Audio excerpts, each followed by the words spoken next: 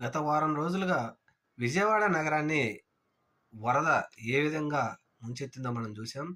ఈ వరద బాధితులకు ప్రభుత్వం మాత్రం సహాయం చేస్తూనే ఉంది. అయితే ప్రతిపక్షాలు చేయలేదని వారి మీద పడతా ఉన్నారు. అయితే అధికార పక్షం వారు మేము చేస్తూనే ఉన్నాం. కానీ ప్రభుత్వంని ఈ నిందలేస్తున్నారని చెప్పి వారు చెప్తా ఉన్నారు. ఈ విషయం పక్కన పెడితే కొంతమంది అది బోట్‌లో వాళ్ళు గావచ్చు, వాటర్ బాటిల్ అమ్మేవాళ్ళు గావచ్చు, లేకపోతే పాల ప్యాకెట్లు అమ్మేవాళ్ళు గావచ్చు, ఆటో తోలేవాళ్ళు గావచ్చు, రకరకాల మంది వరదల్లో నష్టపోయినటువంటి బాధితులను మాత్రం జలగల్లాగా పట్టి పీడిస్తున్నారు. ఒక బోటును లోపల నుంచి బయటికి తీసుకురావాలి అంటే మొన్నటి వరకు 2000 అన్నారు. ఈరోజు 10,000-15,000 అంటున్నారు. ఈ విధంగా నష్టపోయినటువంటి వాళ్ళను మన తోటి వ్యక్తులకు సహాయం చేయకుండా పోయి, ఈ విధంగా పీల్చి పిప్పి చేయటం మాత్రం బాధాకరం.